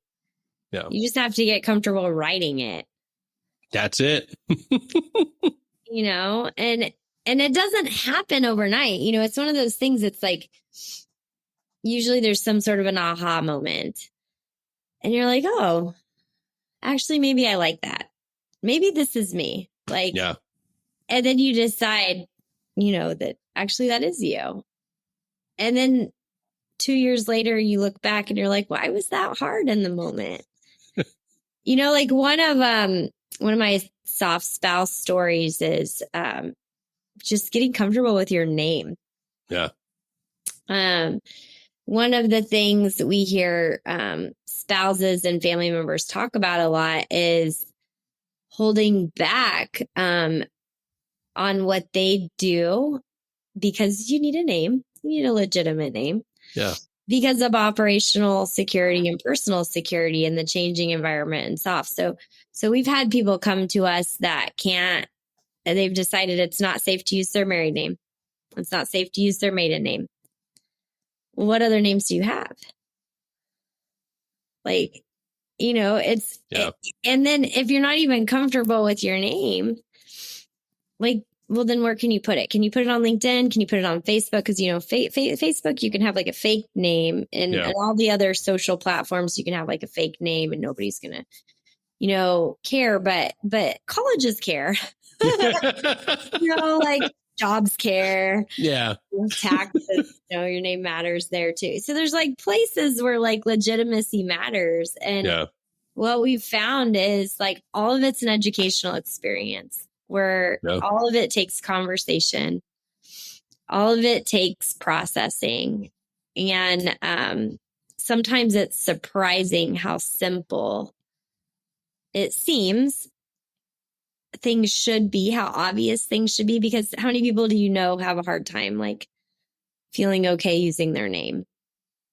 Yeah. Like you're given it. It's like your God-given name, you know? And sometimes special operations make some things that are so basic just seem so hard, right? It's so hard. And it takes having community and people who have gone before you and figured out how to get comfortable with things sometimes as basic as your name to be like, you're right. That didn't have to be so hard. No. And that's how it is actually most of the time we find in special operations. Like when I started MSOF, it was, I did some research back in like 2017 and it was, you know, what makes us different? And I dug into all of it. And what it came down to is from day one in special ops, you're in a chronic stress environment. It's not a high predictable stress environment because like nobody's going to say a deployment's not a high predictable stress and a PCS move isn't a high predictable stress. Like that's why there's resources designed to accommodate people going through them. But in special operations, we do those things, but we move less typically, unless, you know, most of the population moves less. But we deploy a lot more, but we do so much that we don't even think of a deployment as a stressor anymore because it's a chronic stress environment. It's like it takes a lot to stress you out, right? Vacation for the way we view it, it's like we got to do is get through all this training, get through all this, and then we'll be in deployment. We don't just say that for a JSET or CNT. We've said that for Afghanistan. God, we just need to get through this, and then we'll be on the plane for Afghanistan. Whoa. Roll that back a little bit. Like realize how stressful you're making all this shit compared to war. Yeah, but that's exactly what we tell people. You just said it. Where for most people, they're like, I got to get out of war to go live my life. And SOF, we're like, people are most comfortable deployed. Yes. They're most comfortable deployed. And so what you get is you in that career, because you're so ready to be deployed and training and at the tip of the spear, you give up family dinner. Yep. And you give up vacation. And you give up conversations that matter, but they don't matter. They matter because they're about the person, but most of the time it's not about the bank account or whatever. You don't have any routines. Yeah. Like, not every day. I mean, like you do stuff every day, but the odds are you wouldn't call it routine. You don't have tradition in your family or as a person anymore. You've washed it all out of your life. And you don't have, you don't celebrate. Yeah. Because you didn't for the last 5 years. So why would you this year? Because if it mattered, it would matter. Yeah. It's why we don't do deployment ceremonies and redeployment ceremonies and medal ceremonies. Yeah. I mean, every now and again they occur in like some units, but pretty much all across the enterprise, these are things that in the first 5 or 6 years we wash out of life. Yeah. And what we hear is, people that have been in it for more than 5 or 6 years are like, yeah, like that's how you survive here. But that's humanity. Yeah. Like these are things people have needed from the beginning, to eat together, to have tradition, because it marks things that matter. Like it makes things matter, because why would you do it if it didn't matter? It's such, oh gosh, it's celebrate. Like it's such an important part of life. That's something that we don't have rituals anymore. We don't have transition rituals. Like we're cutting things out that we're just now starting to realize that really have a purpose and a meaning. There's a reason why people were doing it for so many decades and eons ago. Like there's a purpose. Yeah.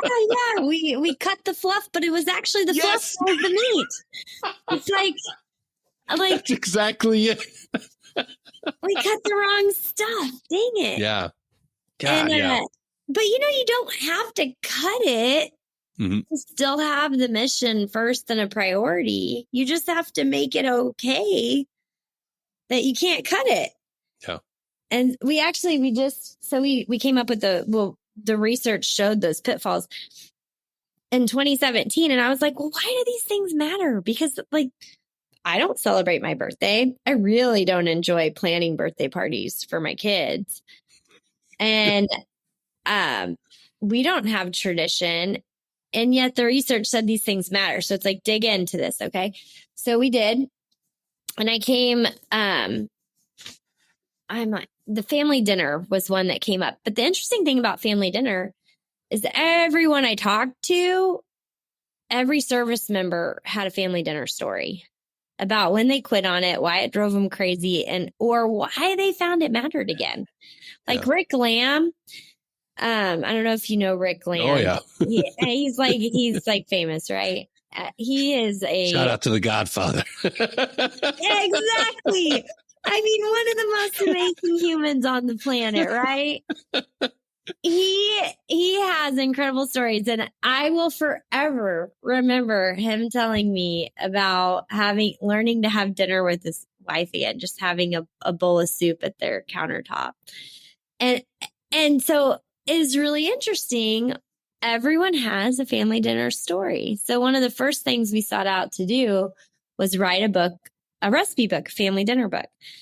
And reached out to Dr. Ann Fischel at Mass General. She teaches at Harvard. She's a child and family therapist, and she started a nonprofit called the Family Dinner Project. And I reached out to her, and I'm like, why did you start this? And she's like, I started it because I realized almost everyone that came in my office wouldn't be here if they just had family dinner. once a day or like once a week even.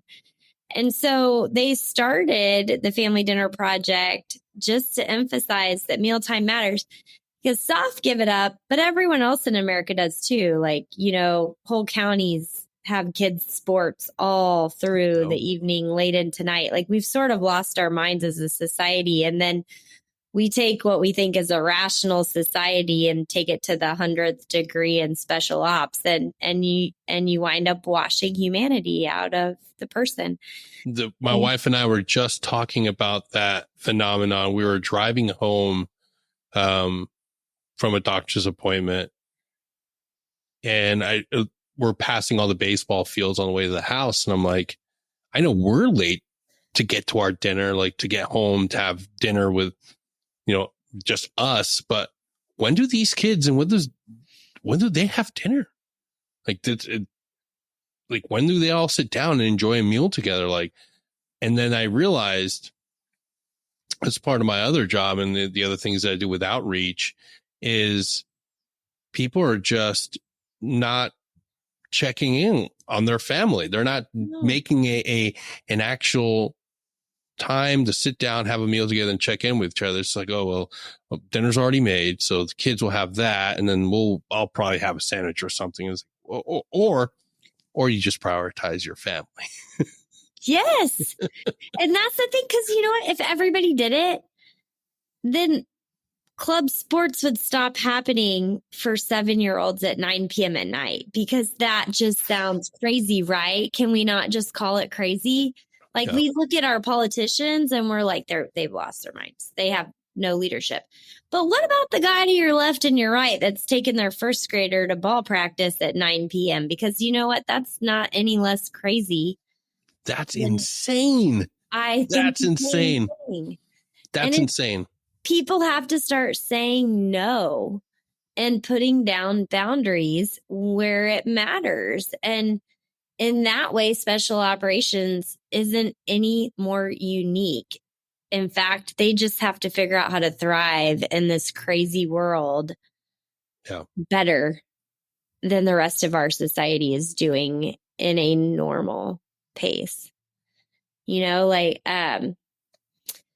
because a lot of times people will say, well, you know, special operations really isn't any different. And in so many ways, it's not. You don't need different things for your health and well-being that the average person doesn't need. The thing you have to figure out is how to do it with no predictability and in a very intense environment. And if you can master it there, man, our force, our veterans, our families, they are the model for America. Yep. If we can figure out how to keep the humanity of our warriors, it is the model for America. Yeah. And that's how I feel about it is, if we can do it, have the moral courage to say, hey, dinner matters. That's my bottom line today. Hey, it's my child's birthday. It's my wife's birthday. It's our anniversary. I'm not gonna do that anymore. Like, that's amazing. And that is hope. And that is where we've got to go. I'll grab it. It's right here next to me. So when we reached out, you hear my watchdog. When we reached out to Anne Fischel, 3 years ago, we reached out to see if she would write a book with us on family dinner. And at first it was like just a recipe book. We just finished it. It actually goes to the printer today.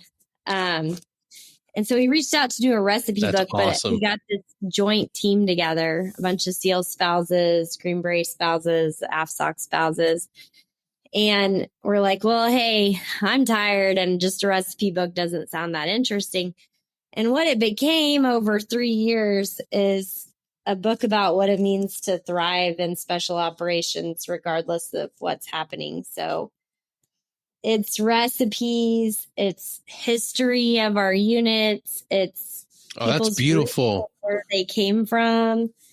It's all the unique experiences, retirement, unit meetups, like but what mattered, not just like the cookie cutter, but like what mattered. So like one story in here is one leader's spouse that grew up decorating gingerbread houses. And so she managed to do it for a whole unit of spouses. But the crazy thing is that she cared enough, she made the houses herself.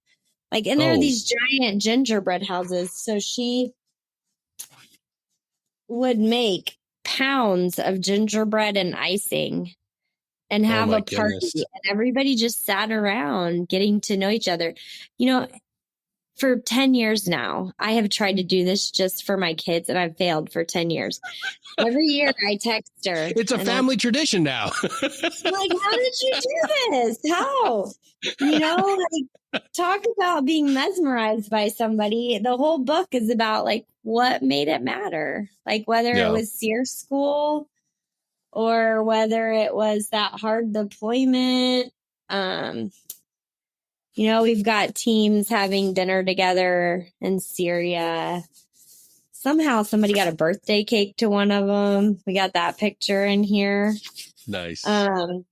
We've got screenshots that spouses took just to realize their life was actually real. So it's this husband telling his wife to download a new app because the Russians just tapped the one they were using. And, you know, and it's all these, it's like, yes, your life is real, but this is how you do it. And this is how you walk out a whole person. And at the end, this is actually a rough version of the book, so I don't have it in here, but the new one has, you know, a guy at retirement hugging his mentor at the end, and coaching his sons in wrestling, and, you know, finding a new norm, and, you know, hunting or running a race with friends, learning how to train horses in Wyoming. You know, so it's packed with real stories, conversation starters, games, unit history. That's awesome. Things that matter, things you can tell stories around. And so it took us 3 years, but it's almost in people's hands. Oh, so close. Yeah. When's the so it goes to the printer today? When will it be officially out? So goes to the printer today. It'll be mailed out depending on how you're getting it, between the middle or the 1st of July and the middle of August. So if you get it from our publisher, it'll be more like the middle of August. If you ordered it bulk from a unit, because we had a few of those, they should have it in hand by July, the middle of July, or July 1. And so, so you can go online, you can go on our website, MSOFC.org, and you can connect to a link to the publisher. You can find it on social media. Or if you're lucky enough, you know, holler up to your unit and say, get in a bulk order. Get it out as a family resource, because that's what it was designed to do. The book is designed to belonging, belonging across all SOF units, because often what we find is people are like, we did this in 5th group, or we did this in our SEAL unit, or we did this in our special missions unit, and no one else could ever understand it. Yeah. And 9 times out of 10, you just throw a rock to the next SOF pond and they can get it, because they didn't have that exact experience, but their shoes were similar enough. They can at least meet you where you're at. Absolutely. And oftentimes having that experience that's not like I'm the only person that's gone through it is really what you need to start making sense of the story. And to realize you're not alone, and you lived an extraordinary life, but there are others that have too. And you get confidence in that storytelling, you know? Yeah. And it lets you, I think, feel comfortable. You get the confidence because you feel comfortable, because you're like, actually, there's other people in this world that have been down a similar path, sometimes a harder one, and they've mastered it. Absolutely. KaLeah, thank you so much for being here today. This is an amazing chat. What's the name of the website one more time? So it's MSOFC.org. So we have a wordy nonprofit name. It's Military Special Operations Family Collaborative. And so we are a nonprofit public health initiative for the special operations community. So everything we do is designed to speak to the special operations community member as they fit, with the person to their left and right and in their family. So everything we do is for the whole family. And we do the best to bring experts together to tackle all the questions that are out there that our families need to thrive. We're never the expert, but we're humble and able to bring people together and translate, and we bring the best to the table to use as a resource for our community. So on our website, you can order the book, you can see some of the workshops we provide, but you can also access our resource directory, which is newly launched in February and growing. And so you can search whether you're a service member, a veteran, or a family member, or a child, resources that have been recommended and vetted by the community. And we're always looking for the next best resource that isn't in there. So that resource directory will just grow. And actually, at some point in the near future, we'll have a rubric. So nice. It'll have a star rating, and it'll say, yes, this is SOF special operations competent, culturally competent. It's effective or evidence-based, and it's high quality or ethical. Because every now and again, people get enamored by SOF, and whether they intend to or not, they can put SOF in a position that maybe isn't in their best interest. And so the directory is designed to bridge the ground level with the experts and to build trust and to give both sides a tool to say, hey, this is legit and you can trust it for these reasons. And so that's the vision for the directory, that it be a place where anybody can go and say, there's hope with this resource for this reason. And so we're not always fast to get all the updates up there because we're a bunch of soft spouses with kids at home, but we're doing our best to keep up and put out resources that we know the community needs and that are relevant, whether you're active or veteran or stewing to go to the next election. So, no, well, I think you guys are doing a great job. I can't thank you enough for being here today. It's been an amazing conversation. Thank you for the work you guys are doing, and hope you guys enjoyed this episode. And if you'd like to go directly to MSOF's website, just go to the episode description and click the link that's right there waiting for you. And until next time, we'll see you folks.